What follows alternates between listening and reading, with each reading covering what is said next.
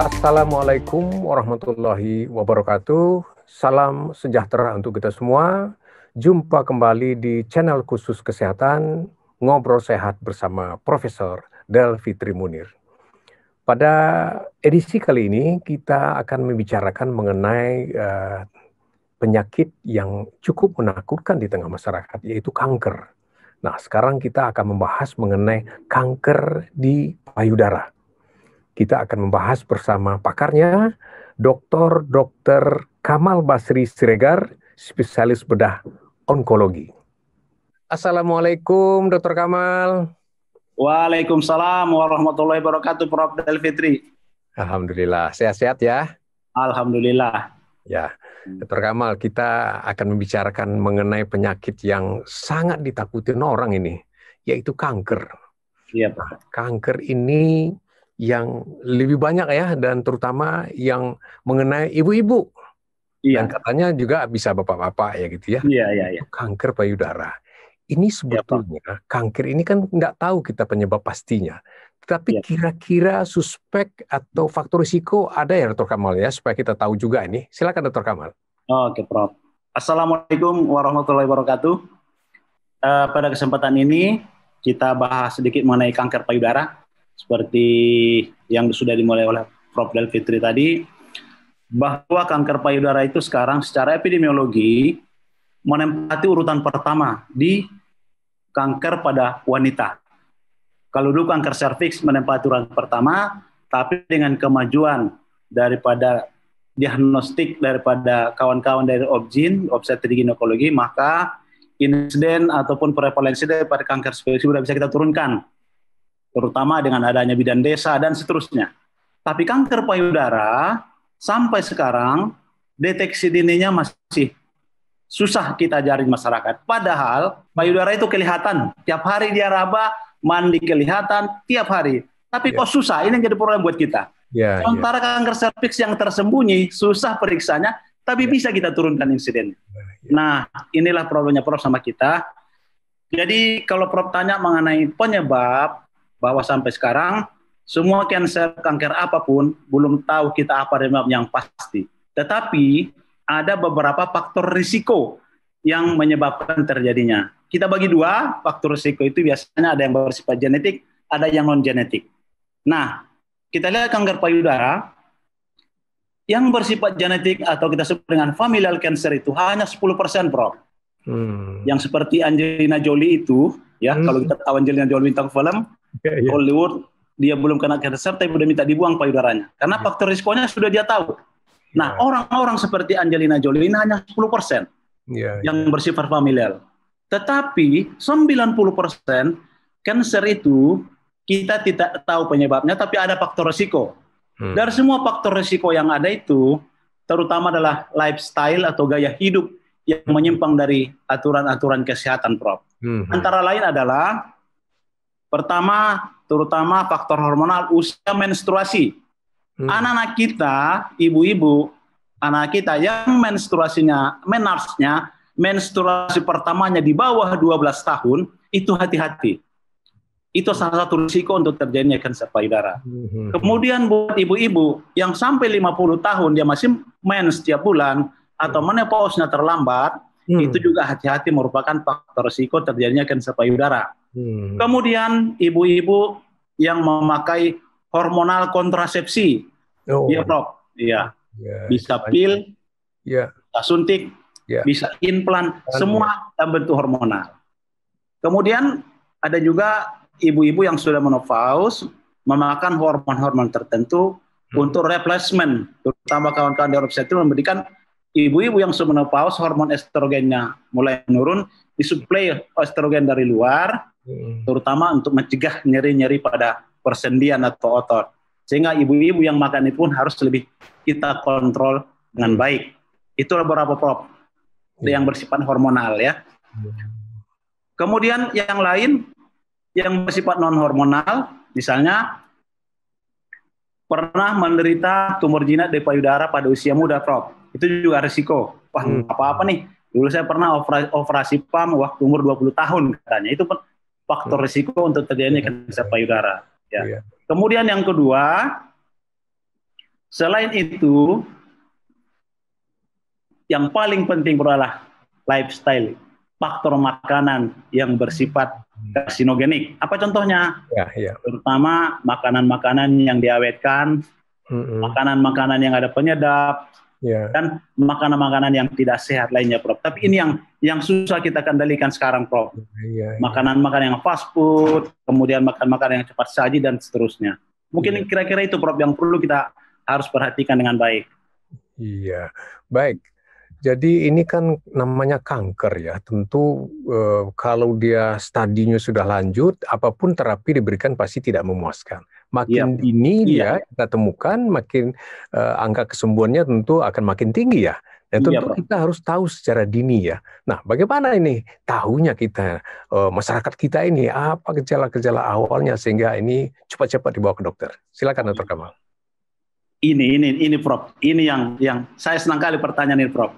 Jadi memang perlu masyarakat kita harus kita edukasi, kita didik bahwa kunci keberhasilan penanganan kanker adalah semakin dini kita temukan, hasilnya semakin baik, biayanya semakin murah, dan pasti angka keberhasilan juga lebih baik. Nah, itu dia perlu kita harapkan, Prof. Cuman sayangnya sampai sekarang pasien-pasien yang sampai ke kita 70 sampai 80% adalah stadium 3-4. Saya terus terang saya bilang, Prof, tiap tahun paling dapat 2-3 yang stadium 1. Hanya 2-3 setiap tahun itu. Saya udah coba evaluasi, hanya 1-2 yang dapat kita stadium 1 setiap tahun. Selebihnya stadium 3-4. Jadi kadang-kadang kita frustasi juga, Prof. Gimana kita mengedukasi masyarakat ini? Nah, untuk itu, Prof, ada beberapa hal yang bisa kita lakukan untuk menemukan stadium dini. Pertama, yang paling gampang dikerjakan adalah yang sudah lama kita perkenalkan adalah sadari, periksa payudara sendiri. Iya, Prof. Nah, jadi periksa payudara sendiri ini adalah paling gampang dikerjakan. Apa itu? Adalah ibu-ibu yang sudah berumur di atas 30-40 tahun, sebaiknya setiap bulan payudaranya diperiksa sendiri oleh ibu-ibu, terutama seminggu setelah menstruasinya bersih. Seminggu, Prof, setelah menstruasinya bersih. Kenapa harus seminggu? Karena seminggu setelah menstruasi biasanya payudara sudah flat. Tidak ada pengaruh hormonal lagi, sehingga kalau ada benjolan sekecil apapun bisa diraba. Tahuan ya. Bisa diraba dia, Prof. Ya. Mungkin caranya ibu-ibu sudah banyak mungkin kenal, tapi nggak apa kita singkat. Jadi ibu bajunya dibuka semua, ya, kemudian lihat di depan cermin, bandingkan payudara kanan dan kiri sama besar apa tidak, atau ada hal-hal yang mencurigakan. Kemudian lihat putingnya sama tinggi nggak kanan kiri. Kemudian ada nggak tanda-tanda mengkhawatirkan, misalnya ada warna-warna merah atau apa di payudara kanan kiri.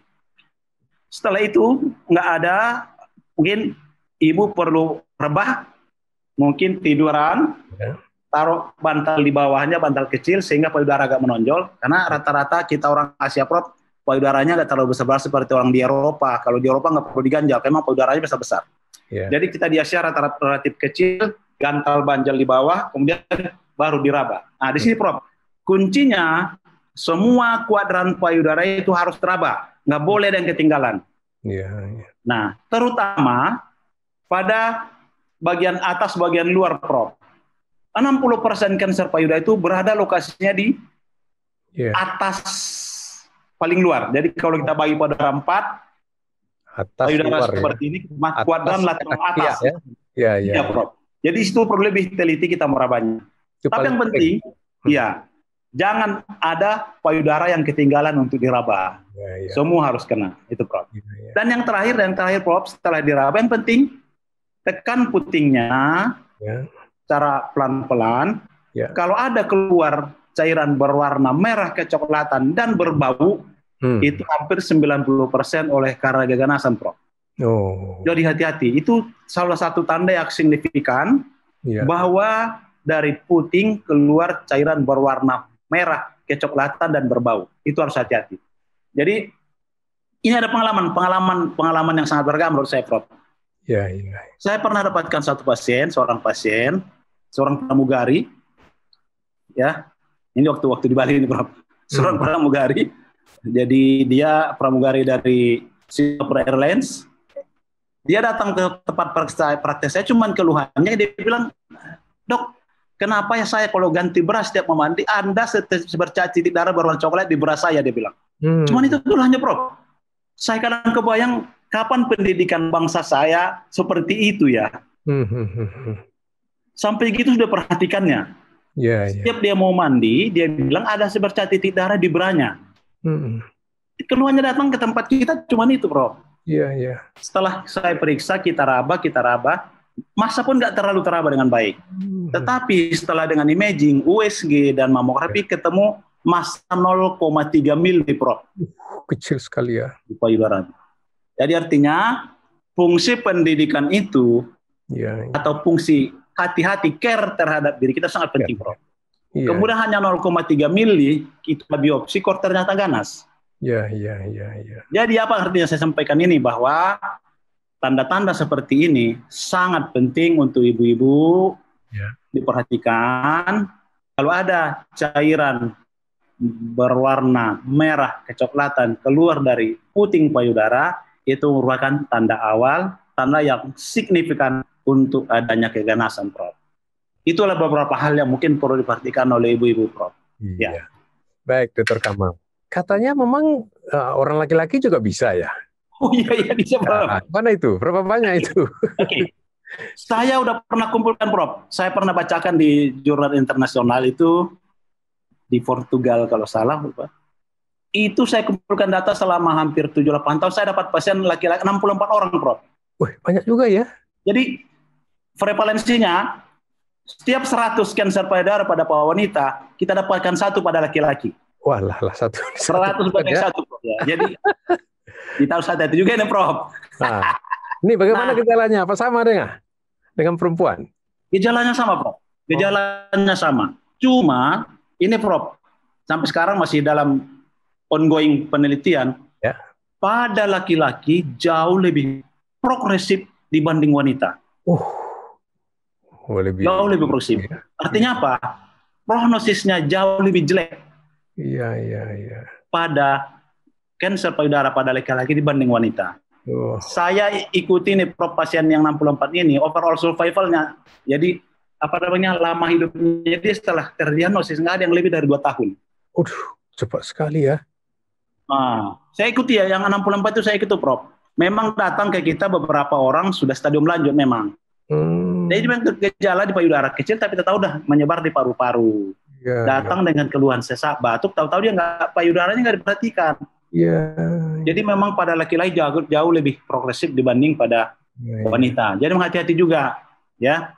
1 dibanding 100, Prof. Jadi kalau dapat 100 kanker pada wanita, pasti kita dapat 1 pada laki-laki.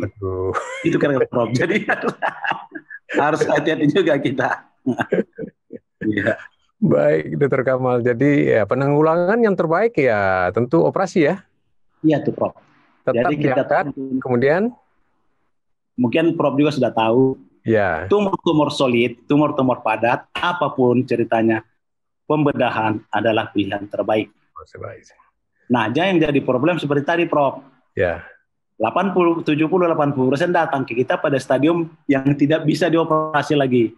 Jadi bayangin, Prof, pilihan kita pertama adalah pemberian kemoterapi dulu. Kita kecilkan tumornya dulu, baru kita masuk pembedahan. Prof bisa bayangin berapa biaya yang sekali kemo ya. Betul. Jadi saya hitung-hitung, Prof, rata-rata pasien kita di dalam Malek itu kemo 30-40 per hari. Jadi cost-nya itu kalau saya hitung-hitung, Prof, setiap 6 bulan hanya dari obat kemo kita bisa membangun rumah sakit sebesar Adam Malik 1 tiap 6 bulan. Dari obat kemoterapi aja. Jadi ini yang perlu, seharusnya penyakit yang bisa kita cegah, yang bisa masyarakat kita edukasi, seharusnya uang kita nggak perlu terbuang-buang untuk hanya seperti itu. Inilah tugas kita, Prof, gimana mengedukasi masyarakat supaya mereka seharusnya nggak perlu kemoterapi, nggak perlu radioterapi, apalagi dengan targeting terapi yang sudah mahal sekali. Targeting, waduh. Jadi gimana pada datang pada kita supaya pada stadium-stadium yang bisa dioperasi, dan itu yang terbaik dan hasilnya lebih baik dan biaya lebih murah. Biaya lebih murah ya. Lalu Dr. Kamal, ini kan artinya ini penyakit yang tadi ya, yang secara diturunkan genetik cuma 10% ya. Yang 90% ini pengaruh lingkungan termasuk makanan. Ini makanannya seperti apa saja kira-kira yang gampang memicu supaya nih pendengar kita tahu juga untuk bisa wanti-wanti juga ini. Iya. Terutama itulah Prof. Makanan-makanan yang fast food, yang cepat-cepat saji, makanan yang ada penyedap, makanan yang diawetkan. Pokoknya makanan-makanan yang sudah diolah dengan tidak baik. Iya. Ya, jadi untuk anak-anak kita sekarang yang sudah ingin cepat-cepat online, hanya telepon, pesan dada, pesan paha gitu. Aduh. Jadi perlu kita edukasi anak-anak kita supaya, dan terutama ibu-ibu juga di rumah, tolonglah penyedap-penyedap itu nggak usah terlalu banyak dipakai di rumah. Cukup mungkin bumbu-bumbu kampung yang seperti biasa, misalnya rendang Padang ya Prof ya, hanya bumbu bawang, cabai, lengkuas, itu mungkin jauh lebih sehat mungkin daripada penyedap-penyedap yang sudah terjual di pasaran. Mungkin itu Prof. Mungkin dari statistik mungkin dibandingkan dulu sebelum ada fast food ini mungkin memang jauh meningkat sekarang ya. Nah ini Prof, yang paling mengkhawatirkan kita lagi sekarang, di samping insiden dan prevalensinya semakin meningkat, usianya semakin muda Prof. Jadi sekarang ada persatuan onkologi di dunia kawan-kawan menangani kanker payudara khusus very young woman. Kanker payudara very young woman itu artinya kanker payudara pada wanita-wanita di bawah 35 tahun, Prof. Waduh. Sangat meningkat sekarang. Saya kalau salah 3 bulan yang dapat usia pada 14 tahun, Prof. Waduh. Baru kelas 3 SMP. Jadi itu yang paling kita mengkhawatirkan. Di samping insidennya yang semakin meningkat, juga usianya semakin muda. Artinya apa? Berarti teori-teori tadi yang sudah kita ketahui selama ini makin terbukti dia, Prof. Lifestyle gaya hidup kita sekarang yang serba modern ini dengan makanan-makanan yang cepat saji ini terbukti sekarang sudah makin kelihatan buktinya, Prof. Jadi untuk kita semua tolonglah tuh ibu-ibu, bapak-bapak di rumah, usahakanlah ibu rumah tangga yang baik, masak aja lah di rumah untuk makan anak keluarga di rumah. Mungkin itu pesannya, Prof. Baik, Dr. Kamal. Jadi kuncinya memang kita harus segera memeriksakan diri dan tentu ya dengan sendiri bisa ya dengan cara sadari tadi itu. Tidak perlu mahal-mahal, Prof. Tidak perlu mahal-mahal. Iya. Terus kalau misalnya mumpungnya, Prof, pada ibu-ibu yang sudah menopause, kapan diperiksa? Setiap bulan? Ya kan tadi kan seminggu setelah menstruasinya bersih, Prof. Kalau masih mens setiap bulan. Bagi ibu-ibu yang sudah lepas menopause atau sudah menopause, cukup pada tanggal yang sama. Nah, setiap bulan. Sehingga tetap juga setiap bulan itu bisa diikuti di mana ada sesuatu nggak di payudaranya. Gitu. Ya, bagi ibu yang sudah menopause, tanggal yang sama setiap bulan diperiksa dan diraba payudaranya. Itu mungkin, Prof. Iya. Dan jangan lupa bapak-bapak ya. Bapak-bapak juga. Jangan lengah juga ya. Iya, Prof. Dalam 100 ya kasus kanker payudara. Iya. Baik, Dr. Kamal, terima kasih atas pencerahannya yang sangat bermanfaat sekali untuk masyarakat kita. Semoga keluarga kita akan terjaga dari penyakit yang sangat menakutkan ini. Terima kasih, Dr. Kamal, atas pencerahannya. Terima kasih, Prof. Selalu ya. Iya, Prof. Amin. Mudah-mudahan kita sehat, Prof. Marilah, saya juga tutup, Prof, dengan ucapan. Ya, wassalamualaikum warahmatullahi wabarakatuh.